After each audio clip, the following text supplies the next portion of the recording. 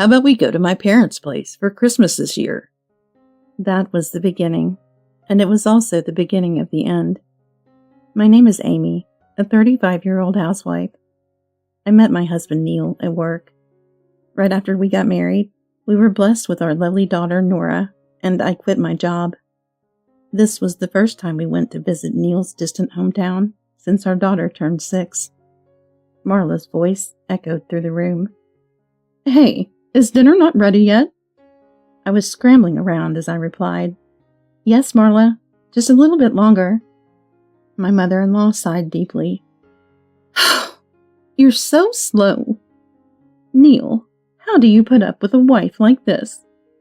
Well, other wives are much more on top of things. I really hate how slow she is. What did you say? And do you have the nerve to say that while you're just lounging around watching TV? I was about to retort when Marla's words hit me. Once you're done with breakfast, you need to clean the yard. After that, organize the storage room. Then clear out the outdoor shed. It's supposed to be Christmas, the one time of the year when it's okay to relax. So why am I being worked to the bone? And it's so annoying that my husband is still just lazing around.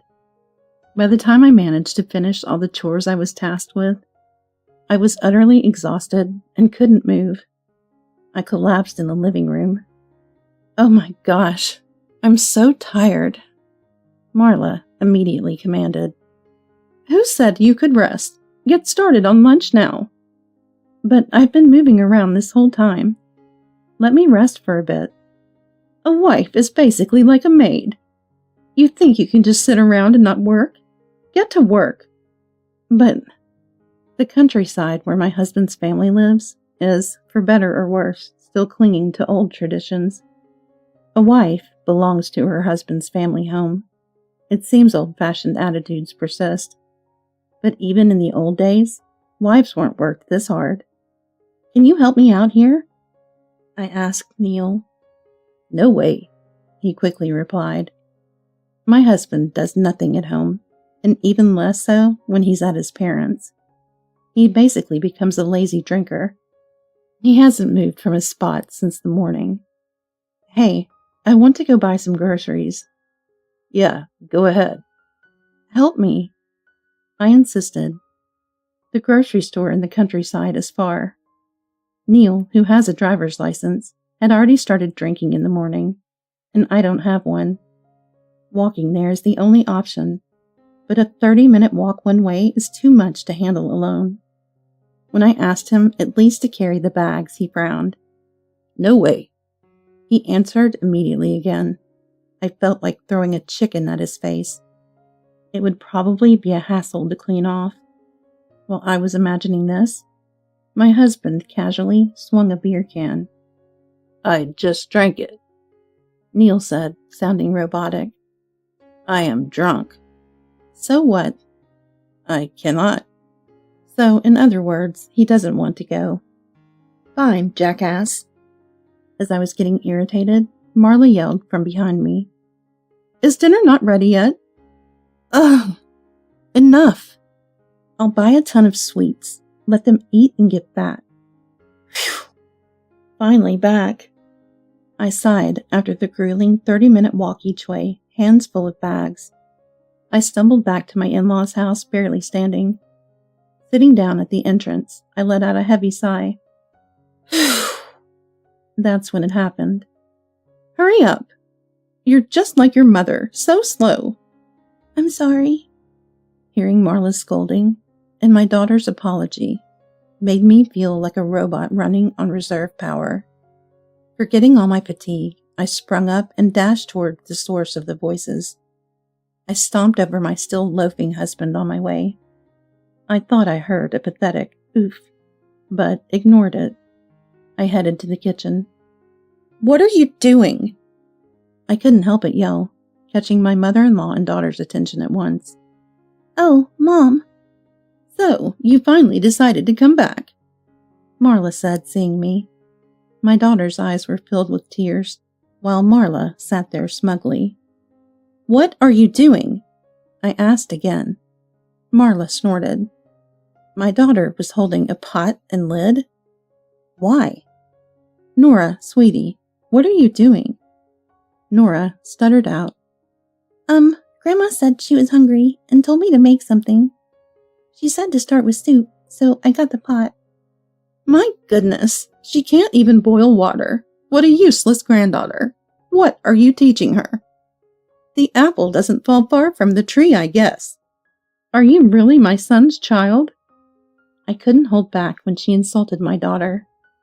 Marla, she's only 6. Asking such a young kid to make soup? She might know how, but surely you can do it. To treat your own granddaughter like this? Marla's face turned red as she shrieked. What are you saying? Making an old woman work? What a horrible woman you are. Listen here, a wife is a maid. It's natural for you to work without complaint, and a maid's daughter is also a maid. A maid? After all, who do you think you're living off of? You're living off the money my son works hard to earn. Respecting your husband and me is only proper. Stop complaining and work, maid. Marla yelled before storming out of the kitchen. I was so taken aback by her outburst that I couldn't respond. Words just failed me. She apparently went to the living room where my husband was. I could hear their voices talking. Your wife is pretty useless, isn't she? Less than a maid, I'd say. Come on, Nora will be more helpful as she grows. Just a little patience. You must be struggling, son. You know, you could always come back home if you want. You mean get a divorce? That's an idea, but you know, a maid is handy to have around. Hey, how about we move in together? I've been fed up with my job anyway. Let her handle the work, and I can enjoy a laid-back life in the countryside. What did my husband just say? His horrifying statement sent chills down my spine. Oh, that sounds lovely. I stood there, frozen, clenching my fists, until I felt a gentle warmth cover my hand. Mom? It was Nora. I slowly looked down at her. She was looking up at me, concern written all over her face. I crouched down to her eye level and spoke softly. Hey, sweetheart. Yeah? Do you like Daddy? She couldn't answer right away, which made sense. Neil was indifferent to parenting. He would come home from work and hardly talk to Nora, preferring to lounge on the sofa, watching TV or messing with his phone. Weekends meant late nights out drinking. With the pandemic, he started drinking at home until late into the night. Hangovers became a routine. Long weekends were spent lazing at home or going out with friends. Family outings were rare, if ever. When was the last time we went out together? This family trip to visit his parents was the first in months. No, years. Neil probably doesn't even know what class Nora is in at preschool, let alone her likes and dislikes, or what she wants to be when she grows up. I doubt he knows she's starting elementary school next year. No wonder she can't say she likes her father. It was to be expected. Then I started. Do you like Grandma? No, she replied instantly. The immediate response made me chuckle. No surprise there, after the way she'd been treated. But then Nora said something unexpected. Because Grandma bullies you. It's supposed to be Christmas, but you haven't had any time to relax. You're always being told to do this or that. Grandma is mean. Children see more than we think. Well, it was pretty obvious with all the orders being thrown around. I asked her, smiling despite the situation.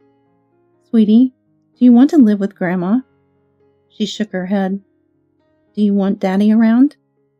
No. Her quick response was brilliant. And with that, my decision was made. The next day, Nora and I spent the whole day out. By the time we returned to my in-laws' house, it was already night. Marla and Neil were waiting, visibly irritated. Finally back, huh? What were you doing? Just out. I dodged his question. Marla scoffed. This is the problem with young wives these days. That's it. You're officially the maid. Hey maid, I'm hungry. Where's my dinner and coffee? the ever-commanding Marla. I silently served them coffee. Neil reached for his mug, but I swiftly took it from him. Huh? What the hell? He looked puzzled. I dumped the coffee right over his head. Ah! What are you doing? Don't worry, it's cooled down. That's not the point. Stop it. I poured a generous amount of coffee over him, dodging his reaching hand and placing the mug down. Hey, what do you think you're doing? Acting like this when you're just a maid. Marla raged, her anger plain to see. Shut up. I'm not your maid or anything else. I retorted fiercely. She tried to stand and yell back, but I cut her off. What? She exclaimed. A son's wife is not a maid. If you didn't know, let me tell you. I am not a maid. I pressed on, leaving Marla speechless. She opened and closed her mouth, unable to find words. I glanced at her, foaming at the mouth, and leaned in close. Marla let out a shrill cry, but I didn't back down, getting within a few inches of her face. Listen, and listen well. There's no system in this world that says you can use your daughter-in-law however you like. I'm here to protect my family, but I'm not here to be a servant. But I'm your husband's mother. We're family. You should protect me. Listen to my orders. Are you out of your frigging mind? If I were a real maid, I wouldn't be family. Why would a family member take orders from you? I replied calmly, keeping my cool. Marla's face, once pale, was now bright red. You! What kind of way is that to speak to me? You speak horribly to me, so I'm talking to you the same way. Who do you think you are? I'm your mother-in-law.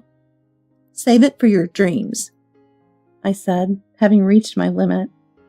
I had been patient, incredibly patient, but enough was enough. There's a limit to everything, and Neil and Marla's attitudes finally broke down my patience. And what exactly do you think your granddaughter is? A maid? Treating your own granddaughter like a maid?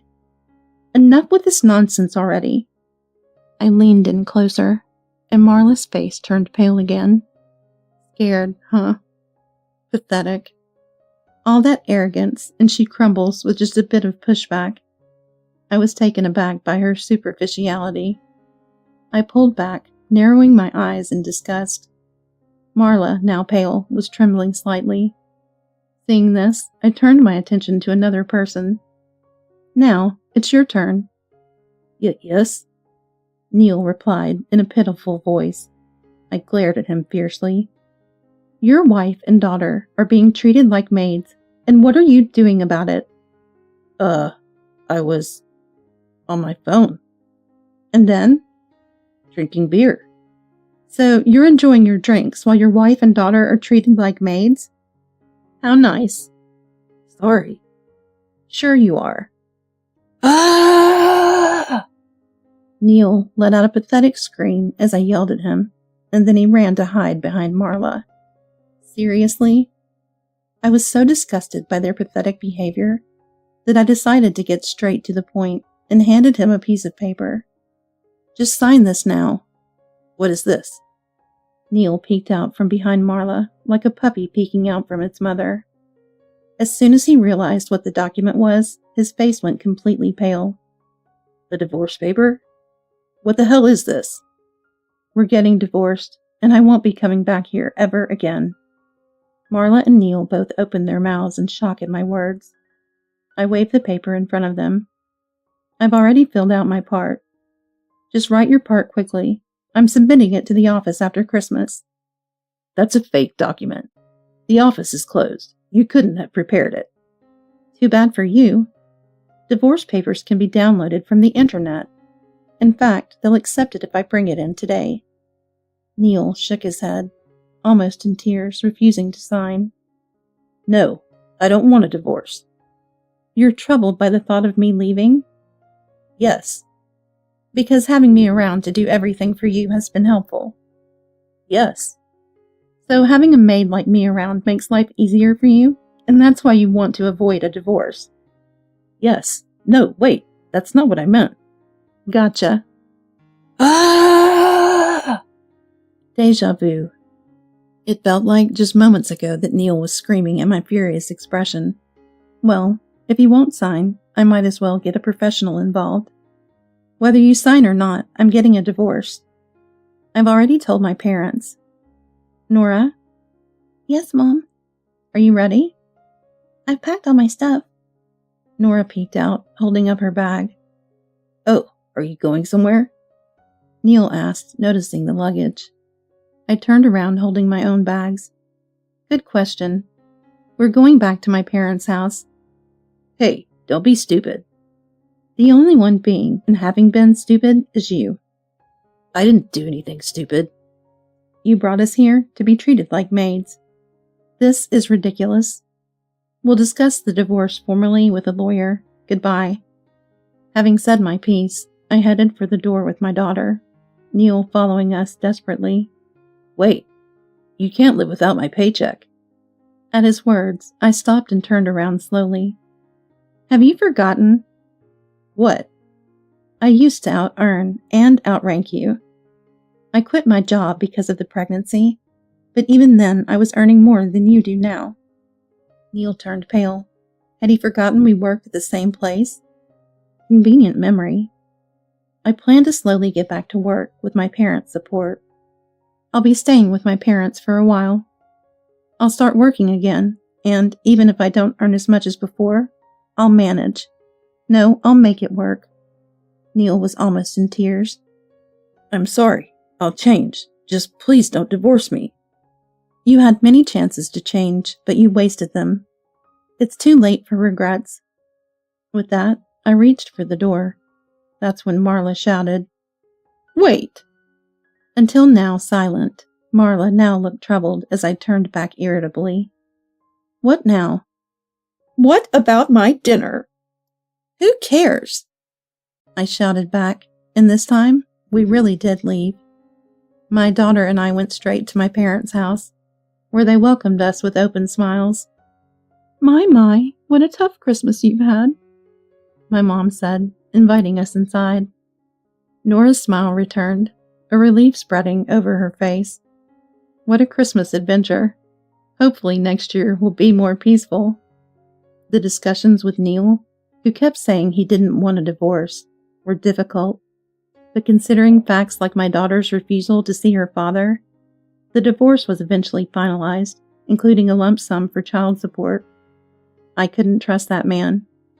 As a result, we sold the condo where we lived, and Neil apparently went back to live with his parents.